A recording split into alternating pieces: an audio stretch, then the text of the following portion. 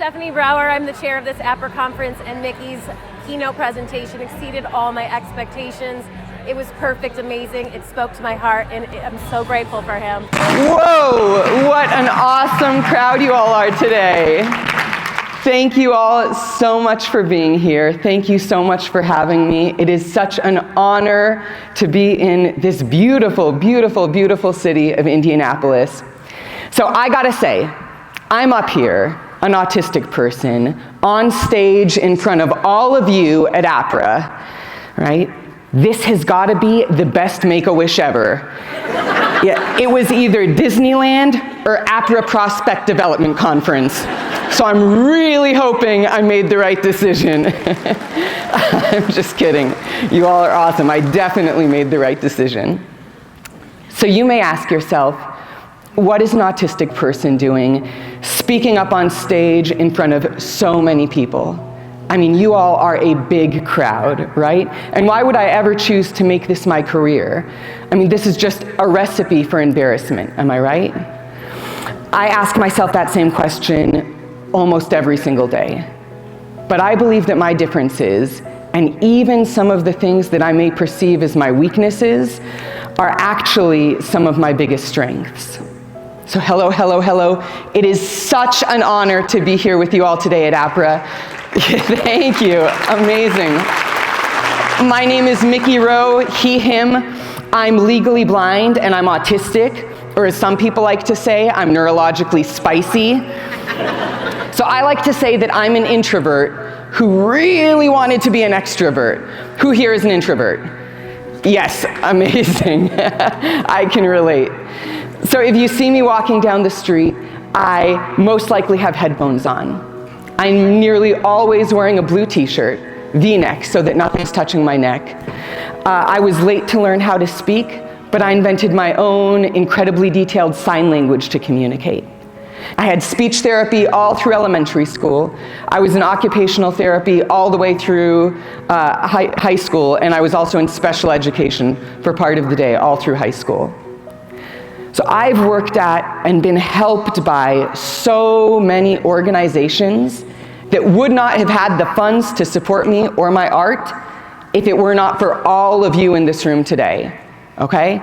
My life has been changed because of funds you all helped to raise and relationships you all helped to build through your prospect research, just by you all doing what you do every single day. So I am mostly just here to be grateful for all of you. Here, if you have a notepad out, you can write this down. It can be a little writing exercise, a writing challenge. If you want to pull your phone out and write down in the notes there, that's great too. And I want everyone to take 2 minutes and just write down a time in your life when you felt different. Or maybe a time in your life when you felt underappreciated or excluded. Or a time in your life when you knew you had what it took, but the right doors just weren't being opened for you. You knew what you had what it took, but you just weren't being given the tools or resources that you needed to perform at your best, all right? And then underneath that, I want you to write down one thing that your community or your organizations could have done differently to make you feel valued, to make you feel like you were so, so valuable. So I turned to stilt walking, as you do. And street performing out on the street as an autistic and legally blind single dad with full custody of my autistic kid to make ends meet until I hatched a plan to try to get to Broadway's biggest stage. But luckily, I loved street performing. As an autistic person, people didn't always feel comfortable around me or know how to be my friend. But when I was street performing, every single person who saw me smiled. But I quickly realized I needed to dream bigger than the streets, so I turned to the only show on Broadway at the time with an autistic lead character, Christopher Boone, in The Curious Incident of the Dog in the Nighttime, which had never, by the way, up until that point been played by an autistic actor. I was told that the word professional and the word inclusion couldn't coexist. But this is a lie, this is a myth, and it is so, so damaging. So when I finally got the opportunity to play the leading role in Curious Incident, the New York Times said, Mr. Rowe plays Christopher with an agile grace, an impish humor, and a humanizing restraint. On Broadway, where the play was a Tony Award-winning hit, it ran 8 times a week, with 2 actors alternating the demanding role of Christopher. Mr. Rowe, thought to be the first openly autistic actor to play the role, does all 9 shows a week by himself. So sometimes we can feel really shy about putting ourselves out there, right? Sometimes I can feel really, really shy about reaching out, putting myself out there in a big public way. But when I was brave and put myself out there advocating for myself to be cast in Curious Incident, I actually helped so many more people than myself, right? It made so many millions of people feel seen through these reviews, through PBS episodes and more, right? When you are all brave and put yourselves out there, you are not only helping your organizations change countless lives, but you are also helping countless people feel like they have purpose. You are helping countless people give to organizations that resonate with their deepest values and their deepest identities. You all may not have autism like me, right? You may not even know anyone who has autism. But regardless, your differences are your strengths. If I hadn't been an autistic person who uses scripting every single day and who needed to street perform because no one else would hire me, I may have never gotten to become an actor. Your differences are your strengths, and society needs every single thing that makes you you, right? When you are able to feel safe and give all of yourself to your organizations, all of yourself to society, you are giving the world and your organization such a huge, huge gift, right? So what was so important about me getting to do Curious Incident?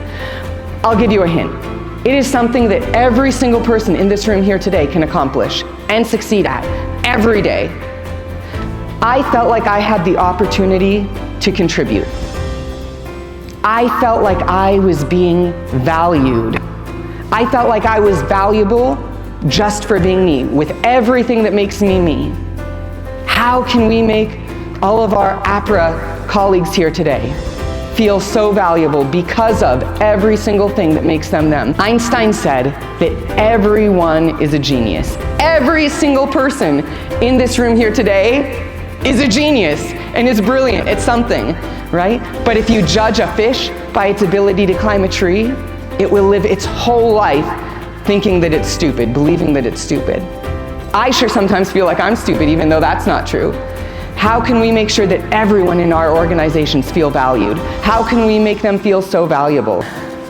I'm gonna represent all the challenges in your organization, right? I'm gonna represent that big mission, the big why in your organization.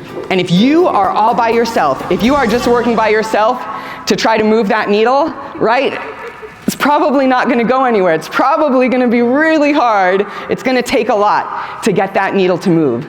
But when you all do the work that you do every single day, when you form community, when you build relationships, when you do that research to find other people on your team for your mission, if you all join there, all of a sudden, right, when you have that team, when you have that community around you to try to achieve your goals, all of a sudden, it's gonna be so much easier, right? And you can make that happen so much easier. Thank you all so much. Thank you so much. Thank you so much. A big round of applause. When we form that community, when we form that group of people around us, when you all do the research you all do every single day to find like-minded people, when you do that research to bring people onto the team of your organization, right? Our goals become so much easier. So remind me, who are the people? Who are the people who are doing that research to make it so that your organizations can do what they do? Yes, you are. So be proud and be loud. I want you to imagine that time in your life that you thought back on a second ago when you felt left out. Imagine that time when you just weren't being understood, right? Imagine that time when you knew you had what it took, but you just weren't being given the tools you needed to perform at your best. I put down my little clicker here. So raise your hand for me for just a second if you have ever felt different for any reason, or misunderstood, or underappreciated. And keep those hands up for just a minute. Amazing. Did you all need to advocate for yourself when you felt that way? Or have you ever needed to advocate on behalf of on behalf of your organizations, or on behalf of one of your prospects, or have you ever had to advocate on behalf of a project? People want so desperately to fit in that they forget what makes them stand out. So be loud, take up space. Knowledge about yourself is power. So I got to the hotel a little bit early this morning, and I was poking around through all the open closets, all the closets that were unlocked that I could find. I know, hotel staff in the room, I'm gonna get in trouble now. And I found all of these things here. And I thought, yes, I thought just because you all have been so incredible and so amazing, and such an amazing audience, as one last little parting gift to you all, I would attempt to juggle these 3 things for you all. Okay, you like that? You think that's okay? Okay, so here we go. Amazing. You pulled this phone out, just great. That's just what I need. This moment of failure to live in perpetuity. That's okay, you can film. You all can film if you want. Here we go. Ugh. Thank you. Juggling the things. Whew. Why do I do this? All right. 1, 2, 2.5.